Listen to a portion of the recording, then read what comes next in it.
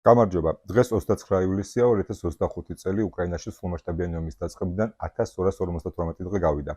მე რატი ვარ მუჯური ჟურნალისტი და ვსაუბრობ იმაზე თუ რა ხდება უკრაინაში.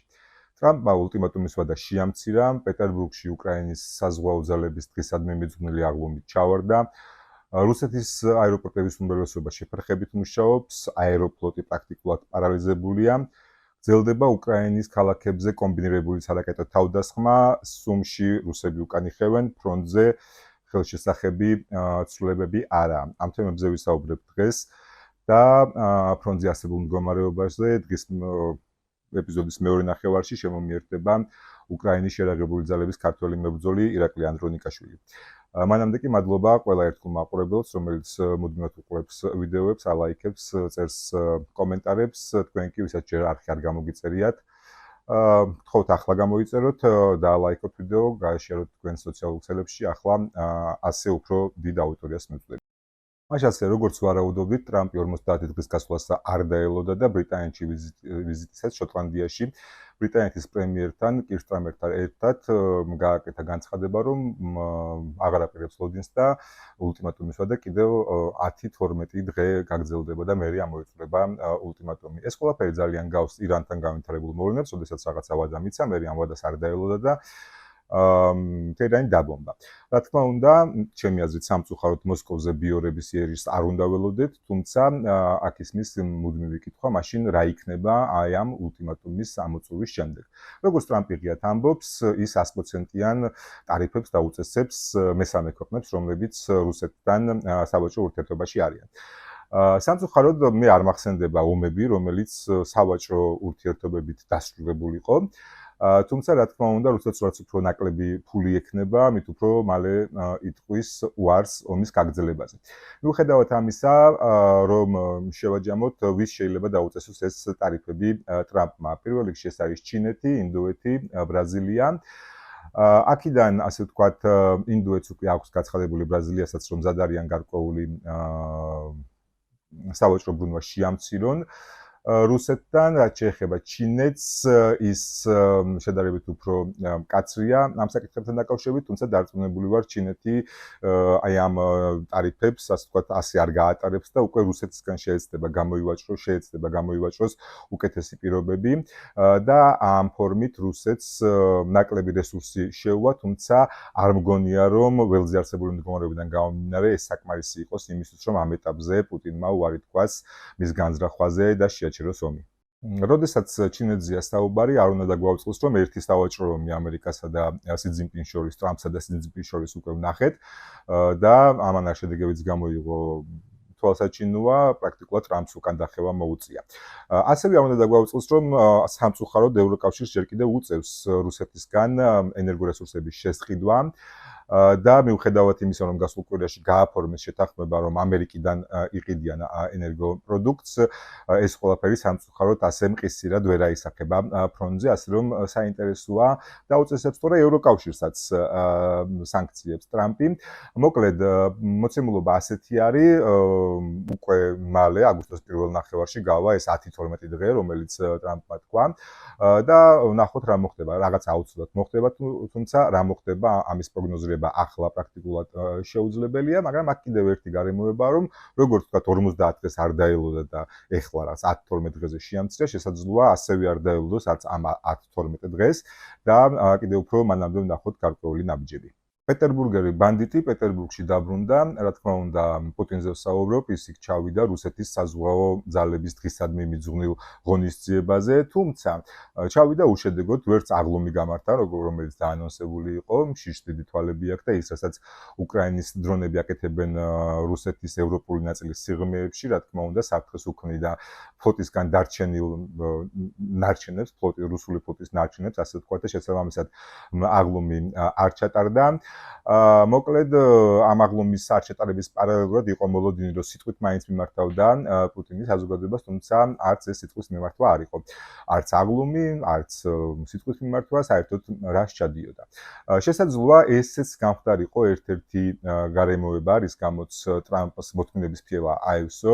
ჩვენ გვახსოვს, რომ მას შემდეგ რაც ტრამპმა ეს ასე ვთქვათ სანქციები დაანონსა და ულტიმატუმი წამოაყენა, ის მუდმივად იძახდა, რომ ის იმედგაცრუებულია პუტინით, კი იყო კარგი საუბრები, თუმცა ამ საუბრებს შედეგები არ მოყვა და ამითი ის გარკვეულ გზავნილს უგზავნიდა პუტინს, რომ მას გარკვეული კომენტარი გაეკეთებინა. ჩვენ გვახსოვს, რომ პესკოვმაც თქვა, რომ ეს ძალიან სერიოზული საკითხი და თავად პუტინი გასცემდა პასუხს. თუმცა აი პრაქტიკულად 2 კვირა გავიდა, სადღაც 15 დღე მას შემდეგ და ჩვენ პუტინის განცხადება არ გვინახავს და შესაძლოა ტრამპი ელოდებოდა, რომ პეტერბურგში მაინც გააკეთებდა რამე განცხადებას და რადგან მან არაფერი არ თქვა, ტრამპი საბოლოოდ დარწმუნდა, რომ მის ულტიმატუმს პუტინი უბრალოდ აიგნორებს და შესაბამისად ეს ულტიმატუმის ვადა შეამცირა. აქვე საინტერესოა ეს გარემოება, რომ ის ამბობს, რომ ის ვეღარ ხედავს, აღარ არის დაინტერესებული პუტინთან შეხვედრით, იმიტომ რომ ის იმედგაცრუებულია მისით. უკრაინელი დრონები კი აგრძელებენ მუშაობას, ისინი რუსეთის ევროპული ნაწილის სიღრმეებში სტრატეგიულ ობიექტებს ბომბავენ, ამის ფონზე პრაქტიკულად ყოველ დღე შეფერხებული არის რუსეთის აეროპორტების მუშაობა, მგზავრებს ექნებათ დისკომფორტი და მეტიც აეროფლოტი პრაქტიკულად პარალიზებულია ჰაკერული თავდასხმის შემდეგ. აეროფლოტში მგზავრებს განუცხადეს, რომ აიღეთ თქვენი ბარგი და დაბრუნდით სახლში, არ ვიცით როდის განვაახლებთ ფრენებს, ასეთი რთული მდგომარეობა არის. გარდა ამისა, მარგო სიმონიანი შეწუხდა, მან დაპოსტა, რომ ბავშვებს დრონების თავდასხმის საფრთხის გამო თურმე დერეფანში უწევთ თავის შეფარება, რატომღაც მარგო სიმონიანს რუსეთის საგარეო საქმეთა სამინისტროს პრეს-სპიკერს და ერთ-ერთ ყველაზე დიდ პროპაგანდისტს მთელი ამ 3 ნახევარ წლის განმავლობაში არ გახსენებია უკრაინელი ბავშვები, რომლებიც რუსული სარაკეტო იერიშების თუ დრონების იერიშების შემდეგ უკრაინაში სამწუხაროდ კვდებიან. ასე ხდება, რაც უფრო დიდი დრო გადის ომის დაწყებიდან, მით უფრო მეტად წუხდება რუსეთის ფედერაციის მოქალაქეები. თუ კი აქამდე ომი ეხებოდა მხოლოდ ფედერაციის შემავალ სხვა რესპუბლიკებს პერიფერიებში და იქიდან მიყავდათ ჯარისკაცები ფრონტზე და იქ იხოცებოდა ხალხი, ახლა უკვე მოსკოვში, პეტერბურგში და ასე ვთქვათ რუსეთის ევროპულ ნაწილში მოვიდა ომი. ამის ფონზე ლავროვიც უწუნებს რუსეთს მარტო უწევს დასავლეთის წინააღმდეგ ბრძოლაო. როგორც ჩანს, კრემლისთვის არაფერს წარმოადგენენ ჩრდილოკორეელი ჯარისკაცები, რომლებიც ფრონტზე დაიღუპნენ, არაფერს წარმოადგენს სამხედრო დახმარება, რომელსაც ჩრდილოკორეელები უწევენ, რო არაფერი ვთქვათ ირანზე, რომლის შეხედებით დღემდე მარაგდება რუსეთი და ასევე თვითონ დაიწყეს ამ მოდიფიკაციის დრონების წარმოება და ასევე როგორც ჩანს, მისთვის არც ჩინეთი აკეთებს საკმარისს. ასეა იმპერია გაუმაძღარია, რაც არ უნდა გააკეთო, მას ყოველთვის მეტი უნდა და შენი უკვე გადადგმული ნაბიჯები არაფრად მიაჩნია. აქვე გარკვეული აღრევაა პროპაგანდაში, აქამდე ჩვენ გვახსოვს, რომ რუსული პროპაგანდა მუდმივად აპელირებდა, რომ აი დასავლეთმა უკრაინა მიატოვა, შეატოვა რუსეთს და ასე შემდეგ და ახლა აღმოჩნდა, რომ მთელი სრულიად რუსეთი, მთელი დასავლეთის წინააღმდეგ მარტოა დარჩენილი. ასევე კიდევ ერთი ფაქტორი, რამაც შეიძლება ეს განცხადებები გამოიწვია, შესაძლოა იყოს ავსტრია. ხანგრძლივი ნეიტრალიტეტის შემდეგ ავსტრია ალაპარაკდა, რომ საფრთხეები რეალურია და შესაძლოა გონივრული იყოს ნატოში გაწევრებაზე საუბარი. ასე რომ სულ მალე შვედეთისა და ფინეთის შემდეგ შესაძლოა მესამე ახალი წევრი გაჩნდეს ნატოში და რუსეთმა იმის მაგივრად, რომ ნატოს შესუსტება მიეღო ამ საომარი კამპანიით, პირიქით გაძლიერებული ნატო მიიღოს. სამწუხაროდ ომის რუტინად რჩება უკრაინის მშვიდობიანი ქალაქების კომბინირებული სარაკეტო და საჰაერო თავდასხმები, გრძელდება შეტევები როგორც დრონებით, ასევე ბალისტიკური თუ ფთოსანი რაკეტებით. დრონების წინააღმდეგ მეტნაკლებად და მეტწილად ეფექტურად იბრძვის უკრაინის საერთო სისტემა, თუმცა პრობლემურად რჩება ბალისტიკური და ასევე ფთოსანი რაკეტები. ჩვენ ისიც კი ვნახეთ, რომ იმდენად ადაპტირდა და შეეგუა, ასე ვთქვათ, უკრაინა ამ ყველაფერს, რომ ყველამ ალბათ ნახა კადრები, როდესაც ოდესაში პირდაპირ პლაჟიდან დამსვენებლები ადევნებდნენ თვალყურს, როგორ ებრძოდა ჰაერსაწინააღმდეგო სისტემები, შეჰიდის ტიპის დრონებს და როგორც ჩამოაგდეს ეს ყველაფერი. როგორც გითხარით, სამწუხაროდ ასეთივე წარმატება ვერ არის ფრთოსან და ბალისტიკურ რაკეტებთან დაკავშირებით და ამ მიმართულებით აღსანიშნავია, რომ პეტრიოტებთან ერთად საუბარი ისევ განახლდა გერმანული აერისტის ტიპის ჰაერსაწინააღმდეგო სისტემების მიღებაზე უკრაინაში. გარდა ამისა, საუბარი შედგა გასულ კვირაში ტრამპსა და მაკრონს შორის. მაკრონმა დაადასტურა კიდევ ერთხელ, რომ საფრანგეთი უკრაინის სამხედრო დახმარებას ავტონომიურ რეჟიმში კოალიციასთან ერთად გააგრძელებს. უკვე 2 თვეა უშედეგოდ ცდილობს რუსეთი სუმის ოლქში იერიშის წარმოებას და ეს მისი დიდი საზაფხულო საომარი კამპანიის ერთ-ერთი ხელშესახები მაგალითი უნდა ყოფილიყო წარმატება სუმში, თუმცა პირველი რამდენიმე დღის წინსვლის შემდეგ ისინი გამუდმებით ნელ-ნელა ეტაპობრივად იხევენ უკან. ასევე საუბარი არის, რომ ერთი დიდი რუსული დანაყოფი სრულად ექცევა ალყაში. პოკროვსკის მიმართულებაზეც არა აქვს ხელსაყრელი მდგომარეობა რუსებს. ჩვენ კი წინა კვირაში ვნახეთ, რომ რაღაც გარკვეული კადრები გავცადეთ, თითქოს ქალაქში იყვნენ შესულები, თუმცა ეს მაინც უფრო პროპაგანდის ვიდეო აღმოჩნდა, როგორც ჩვენს წინა ეპიზოდში ირაკლი ანდრონიკვაშვილმა აღნიშნა, რომ ასე იქნებოდა და ის ახლა შემოგვიერთდება და გავაგზავნებთ საუბარს იმაზე, თუ რა ხდება ფრონტზე. მანამდე შეგახსენებთ, რომ და გთხოვთ, რომ გამოიწეროთ არხი და ლაიქოთ ვიდეო, გააზიაროთ თქვენ соციალურ ქსელებში, ასე უფრო მეტ ადამიანს მივაწვით ინფორმაციას. Тут же, друзі з України, у мене знов є субтитри на українську мову. Дякую, що дивитеся. ირაკლი, მოგესალმები, მადლობა რომ მოახერხე. კიდევ ჩვენთან ერთად ყოფნა, მოგესალმები, როგორ ხარ? მადლობა, კარგად, შესანიშნავად.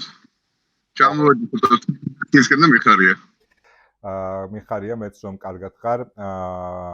სუმი, ვილაპარაკოთ, მოდი სუმზით დავიწყოთ ლაპარაკი, რაც ეს ლეგენდარული დიდი რუსული საზაფხულო შეტევა დაიწყო, პრაქტიკულად 2 თვე გავიდა და ერთ-ერთი მთავარი ხელშესახები სუმი უნდა ყოფილიყო. თავიდან თითქოს გარკვეული წინსვლა ჰქონდა, თუმცა ახლა პერმანენტულად უკან იხევენ. მათ შორის საუბარი არის გარკვეული დიდი დანაყოფის ალყაში მოქცევაზე. რა ვითარებაა იქ, რა ინფორმაციის მოწოდება შეგიძლია? კი ბატონო, შეიძლება თქვა, რომ ეს რუსების მიერ ეს გაპიარებული, გაზრიადებული შეტევა სუმიზე ჩაფლავდა. პირიქით, ჩვენ ვართ შესულები გარკვეულ მონაკვეთებზე რუსეთის ტერიტორიაზე. გარდა მაგის, ესე იგი, სოფელ კონდრატევკას მიდამოებში რუსების სიტუაცია საკმაოდ გართულებულია, იმიტომ რომ აზრით მხოლოდ ჩრდილოეთიდან იყვნენ, ესე ვთქვათ, გარშემორტყმულები, ამას სამხრეთით დაემატა. უკან დასახევით ძალიან ცუდი ადგილებია, მანდ არის ველები და ჭაობები. შესაბამისად, ყოველი მცდელობა, ესე იგი, უკან დახევის მთავრდება ტერიტორიული დანაკარგებით. ასე რომ ყველაფერი ეს მიდის ისე როგორც უნდა მიდიოდეს რუსებისთვის დიდი დანაკარგებით. როგორც ტექნიკაში, ასევე პირად შემადგენლობაში. ეს ყოველთვის სასიამოვნო მოსასმენია, თუმცა აქვე ერთი, ასე ვთქვათ, გარკვეული უსიამოვნო ინფორმაცია გავრცელა, თუ კი ეს რეალობა შეესაბამება იმის შესახებ, რომ რუსები ამზადებენ უკრაინელი ტყვეებისგან, ასე ვთქვათ, მოიერიშე დანაყოფს. რა მინდა კითხო, რისი თქმა შეგიძლია იმართებით, რაიმე ინსტრუქტაჟი ან გარკვეული პროტოკოლი თუ არსებობს, რა ხდება ასეთ დროს, როგორ უნდა იმოქმედოთ და თვითონ ჯარში ამ მიმართულებით რა განწყობებია? ზოგადად მოწინააღმდეგის ჯარისკაცების გამოყენება თავისი მიზნებისთვის არის ძალიან ჩვეულებრივი პრაქტიკა. შეგახსენებ, რომ იგივე მეორე მსოფლიო ომის დროს, თქვათ, ნაცისტური გერმანიის მხარეს იბრძოდა 18,000 ქართველი ჯარისკაცი, 24,000 სომეხი ჯარისკაცი, 35,000 აზერბაიჯანელი ჯარისკაცი, ჯამში კი ყველაზე მეტი იბრძოდა ნაცისტური გერმანიის მხარეს დაახლოებით 1 მილიონი საბჭოთა მოქალაქე. ყველაზე დიდი რაოდენობა, რა თქმა უნდა, პროცენტულად იყვნენ თავად რუსები. ჩვეულებრივ მიღებული პრაქტიკა, გადმობირება და გამოყენება უკრაინის მხარეს იბრძვიან, თქვათ, რუსები. რაც შეეხება დამოკიდებულებას, დამოკიდებულება იქნება არის და იქნება ჩვეულებრივ როგორც არის დამოკიდებულება ტრის მიმართ, ჩემს პირადად არანაირი მნიშვნელობა არ არის, ვინ იქნება ჩემი მოწინააღმდეგე ეთნიკურად უკრაინელი, ეთნიკურად რუსი, ეთნიკურად ჩრდილო კორეელი თუ თუნდაც ქართველი. თუ ის იარაღს არ დაყრის, ჩვეულებრივ მოხდება მისი ლიკვიდაცია, ხო რომ თუ დაყრის იარაღს და ნებაყოფლობით დაგდებდება, ამ შემთხვევაში ჟენევის კონვენციის სრული დაცვით ის იქნება აყვანილი თქვეთ და მის მიმართ იქნება ჩვეულებრივი ჰუმანური დამოკიდებულება. უბრალოდ იურისტი არ გახლავართ, ალბათ იმ უკრაინის მოქალაქეების წინააღმდეგ, ვინც ასე ვთქვათ, იბრძოდა რუსეთის მხარეს, ალბათ მას უბრალოდ დაემატება იურიდიული თვალსაზრისით, შესაძლოა ეს დაემატოს მუხლი სამშობლოს ღალატის მუხლი. აი აქ შეიძლება იყოს. ნუ უკვე სასამართლო გადასაწყვეტია და არა ჩემი არანაირად. თუმცა აქ ხო საუბარი არ არის რაღაცა ნებაყოფლობით, აქ არის იძულებით რაღაცა ჩართვაზე და ასე ვთქვათ, უხეშ გამოყენებაზე იგივე ვთქვათ რაღაც ქართველები რაც ახსენე შენ მეორე მსოფლიო ომის იქ ცოტა სხვა ვითარება იყო, აქ საუბარი იმაზე რაღაცა იძულებით მათინების წინააღმდეგ მოხდეს ეს ამბავი და მაგას გეკითხებოდი რომ აი ასეთ ვითარებაში რამე წინასწარ განსაზღვრული პროტოკოლი ხო არა გაქვს რომ თუ კი ასეთი რამე მოხდება როგორ უნდა იმოქმედოთ იგივე ვისაც სრული ექნება რომ პირიქით გადმოვიდეს უკრაინელების მხარეს რაღაც აი ხო არ არის რამე გაწერილი პროცედურები ამას გეკითხებოდი თუ კი რამე ამის თქმა შეგიძლია რა თქმა ხო უბრალოდ ზოგადად ომის განმავლობაში არაერთი შემთხვევა იყო თქვათ იგივე რუსი არა მარტო ჯარისკაცების არამედ პილოტების გადმოსვლის უკრაინის მხარეს მოგხსენება უკრაინის სპეცსამსახურები ძალიან კარგად მუშაობენ ამ მიმართულებით არსებობს პროგრამა თორც იმას ქვია დაბრუნდი სახში ცოცხალი რომელიც ნებაყოფლობით გადმოსულ პროექტის უზრუნველყოფს ნორმალურ და კარგ დამოკიდებულებას. როგორი მომენტია იცი ხა ბრძოლის დროს შენ ვერანაირად ვერ განსაზღვრავ ვინ არის შენი მოწინააღმდეგე. ძალიან იშვიათია რომ თქვათ ძალიან იშვიათია რომ ბრძოლა იმდენად ახლო მანძილზე იყოს რომ შენ თქვათ გაიგოს საუბარი. რა ენაზე მეტყველებს შენი მოწინააღმდეგე ან როგორი აქცენტით ან როგორ აქცენტს ან დიალექტს იყენებს, ხო? სხვა მომენტია რადიო გადაჭერები. რადიო გადაჭერებით კაცილებით თავმად შეიძლება იყოს რომ შენ წინააღმდეგ იბრძვიან თქვა. ბიოლოგიელები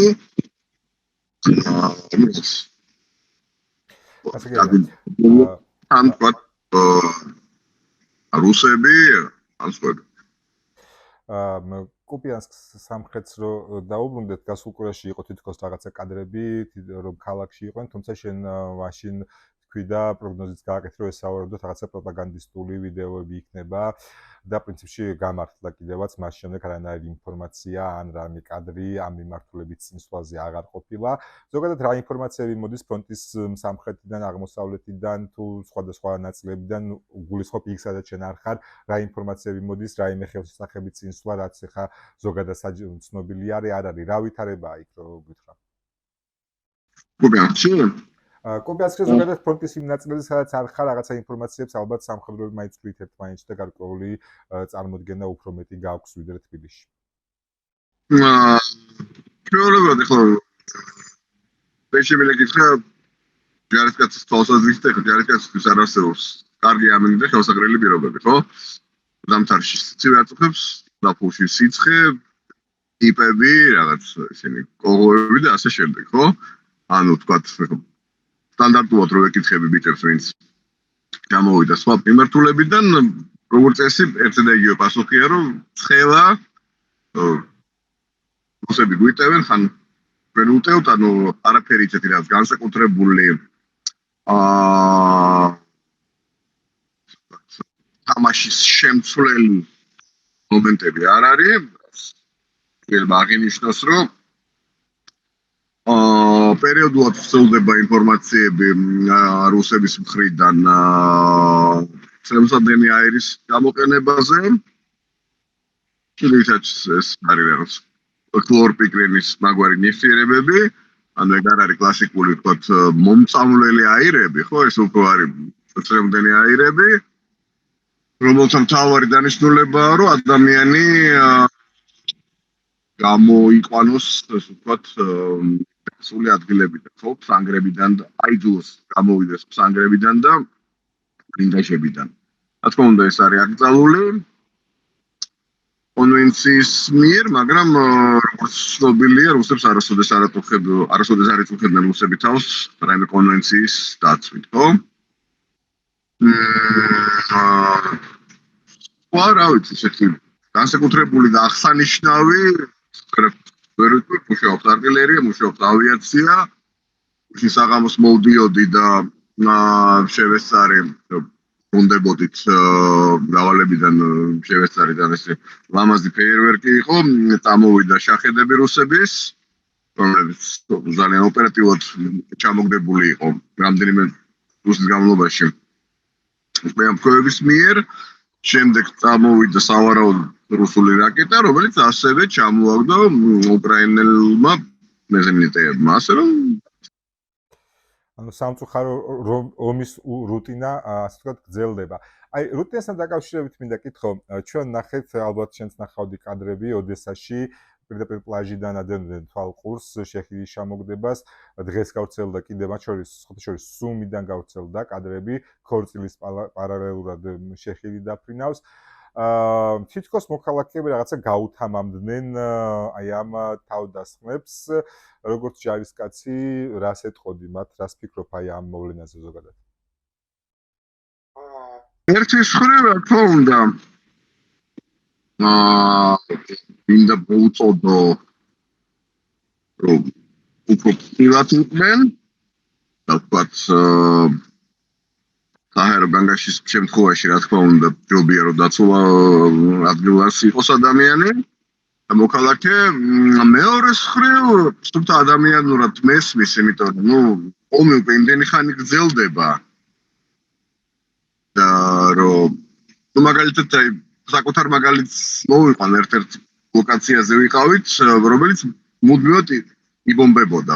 შესაბამისად, როცა არ ვიყავი დავალებაზე, მიწევდა ერთ-ერთი შენობის სარდაფში ჯდომა, ხო? მაგრამ ეს ძალიან მოქმედებს ფსიქიკაზე და შესაბამისად შევიმუშავე ესეთი რიტუალი, რომ ყოველ დილით ვაცხელებდი პატარა გაზაფხულზე ყავას, ვიღებდი სიგარეტს და იქ შენობის მახლობლად იყო ეს პანჩატურებით პატარა. გაზაფხულ პანჩატური და იქ გავდიოდი და 10 წუთი მქონდა იმისთვის გამოზომელი, რომ ყავა დამელია, 1-2 სიგარეტი მომეწია, რომ თავი მეგზნო ადამიანად.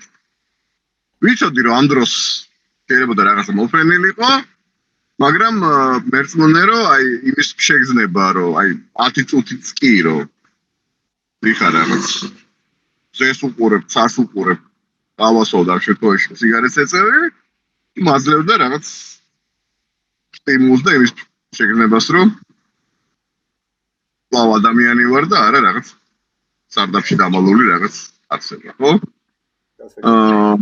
და პლუს, აქ შემიძლია აღვნიშნო, რომ ალბათ ეხლა უკრაინელებს ზოგადად მამაც ხალხი აღარ არსებობს, რამდენიმე თვის წინ ერთ-ერთ ქალაქში გამოცხადდა ანგაში და 2 ბავშვი ჩემს მოდიოდნენ, გოგო და ბიჭი ესე. 7-8 წლის და აი სრული სერიოზულობით დაიწყეს იმაზე მსჯელობა ბალისტიკა მოფრინავს თუ ფტოსანი რაკეტები. ჩვეულებრივ აი წყნარად აი მე და შენ როგორც ხო საუბრობთ და ამინზე იქ რაღაც კერძებზე აი ეს საუბრობდნენ ეს ბავშვები ბალისტიკა თუ ფტოსანი ეს ბიჭი ეუბნებოდა რომ არა იმას სხვანაირი ხმა აქვს და აი რაღაცა და რეალობა არის ეგეთი და სამწუხარო იმედია რაც შეიძლება მალე დასრულდება ეს ყველაფერი და დილით ყავის დალევა აღარ იქნება რაღაცა რიტუალი, რომელიც საფრთხის შემცველია და შენც და ყველა ვინც უკრაინაში ცხოვრობს გადაიტანს ამ ომს მშვიდობით და მალე დაუბრუნდება ჩვეულ რუტინას. დღეისთვის სულ ეს იყო. მადლობა რომ ჩავერთე, იმედია მომავალ სამშაბათსაც შევძლებთ. ნახვამდის მაყურებელო თქვენ კი კიდევ ერთხელ დიდი მადლობა რომ გიყურეთ. ხავთ რომ დაალაიქოთ ვიდეო, გააზიაროთ სოციალურ ქსელებში, ასე უფრო ბევრ ადამიანთან მივიტანთ ინფორმაციას იმაზე თუ რა ხდება უკრაინაში. მადლობა, ნახვამდის, ნახვამდის.